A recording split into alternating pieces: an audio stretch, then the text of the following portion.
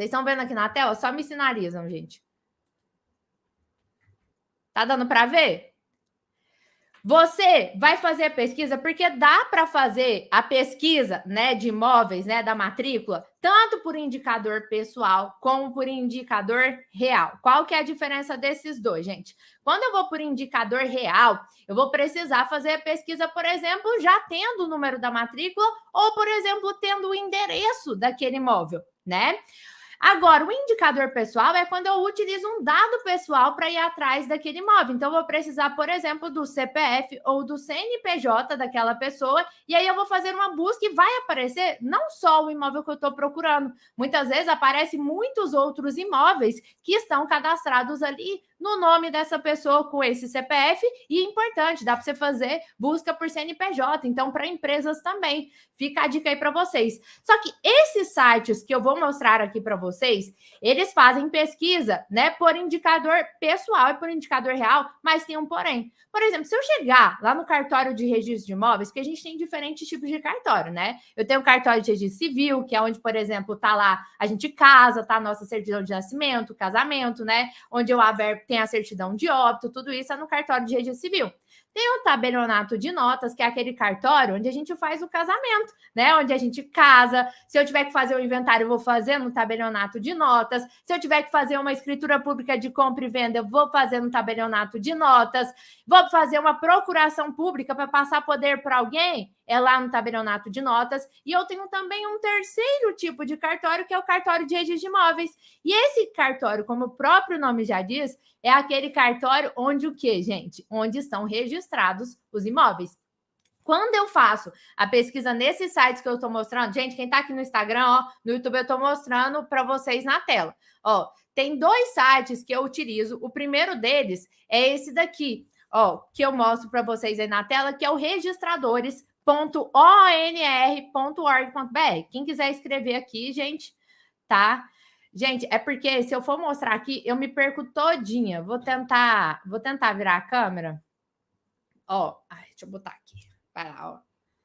Vocês estão vendo aí, ó, o registrador está aqui. Então, quando eu estou falando do registradores, ó, é registradores.onr.org.br.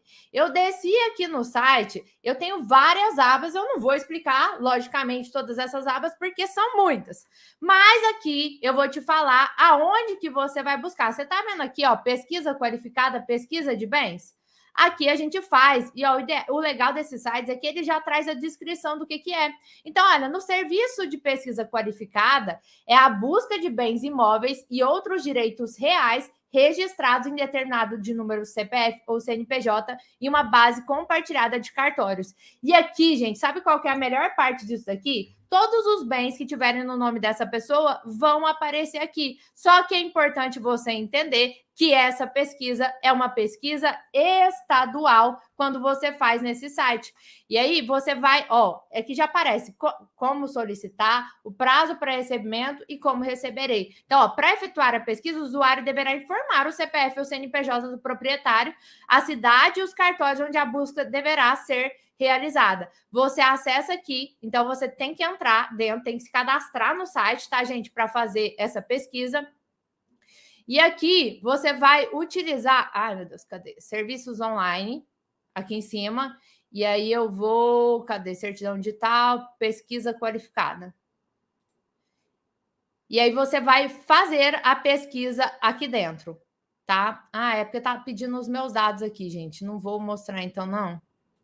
Mas é facinho, tá, gente? O site é muito fácil de mexer. É só você fazer o cadastro que você vai conseguir entrar aqui nessa parte de pesquisa qualificada. O que eu quero te chamar a atenção? Quando você fizer o pedido por esse site aqui, é importante você entender que aqui eu só consigo fazer o pedido utilizando o CPF.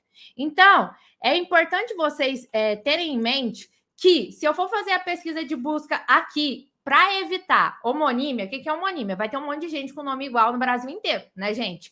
Então, aqui no site, ele só admite a pesquisa se eu colocar o CPF. Mas se eu for lá no cartório, eu consigo fazer a pesquisa pelo nome, só o nome. Às vezes você não tem o CPF. Da mesma forma que aqui, eu preciso informar o número da matrícula para ter a certidão atualizada, né? Por a hora de fazer a pesquisa. Não, gente, não é gratuita, gente. Ela é paga, tá? Essas pesquisas, elas são pagas e cada estado que você fizer a pesquisa, você vai pagar um valor aqui. Esse valor varia de estado para estado. A galera tá perguntando aqui, tá? Quando você vai presencialmente ao cartório de registro de imóveis, você consegue fazer umas pesquisas diferentes do que essas que eu acabei de te mostrar aqui no site. Lá no cartório, por exemplo, se você pegar essa matrícula que eu mostrei aqui para vocês, tá dando para ver aí certinho essa matrícula, gente? Queria que ela ficasse maior, mas ela não tá ficando maior. Tá dando para ver aí? Direitinho?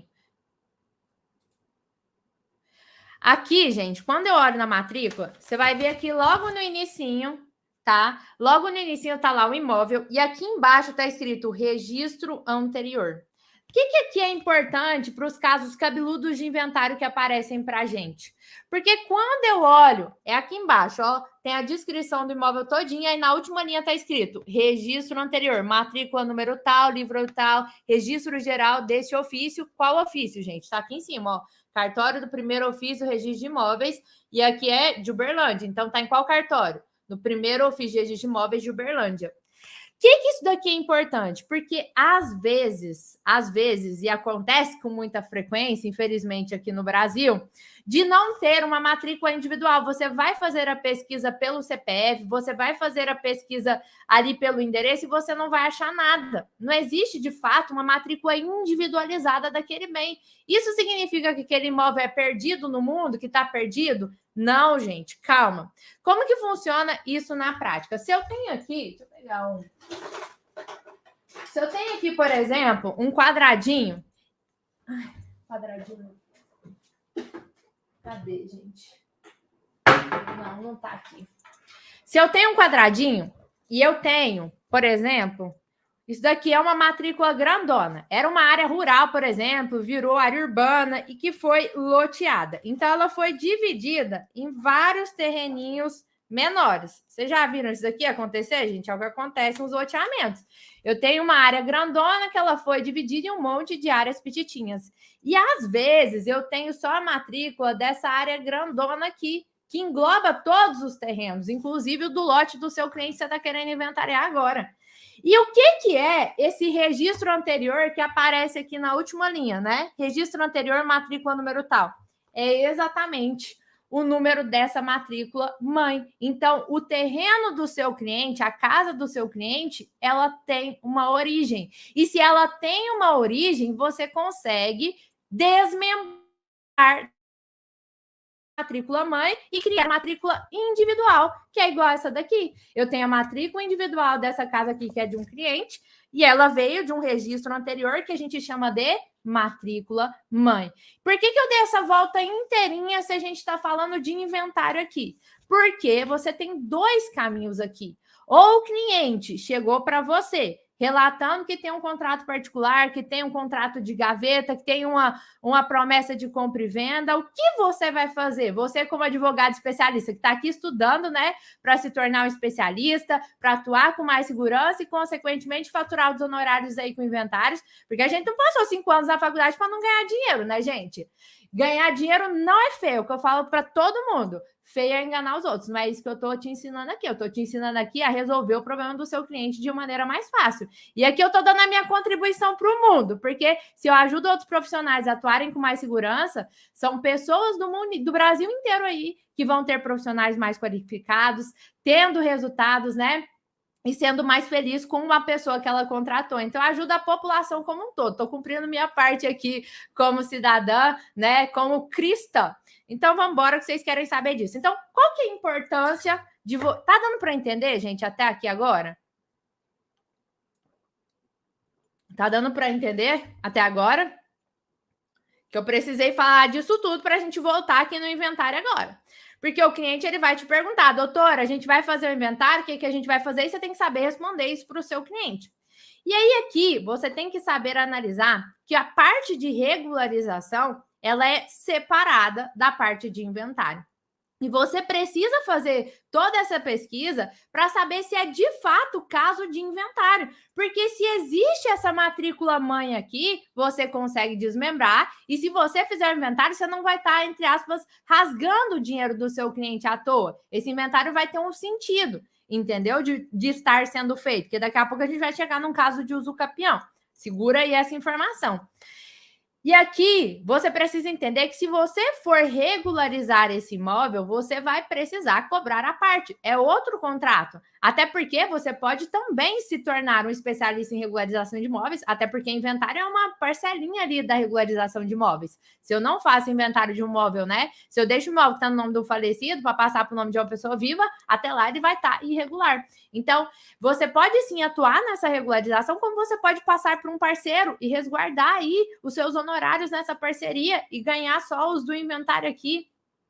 Porque você pode sim regularizar agora e fazer o inventário da posse com fundamento no 1206 do Código Civil, que eu falei lá no início da aula, ou você pode já regularizar para inventariar a propriedade já regularizada. Qual que é melhor? Não tem melhor ou pior, gente. Vai depender do desejo do seu cliente. Às vezes ele não tem o dinheiro para regularizar agora. Porque assim, ó, alguém aqui no YouTube, né, o meu falou assim, mas para desmembrar é preciso seguir as leis do município. Exatamente. Eu preciso seguir regras para desmembrar isso daí. Eu tenho que fazer várias análises. É um pouco complexo, mas aqui, gente, é uma aula para você ter uma ideia, né? Para você ter a segurança para responder para o seu cliente, né? Ter um panorama geral do que você tem que analisar aí a hora que o caso chegar para você.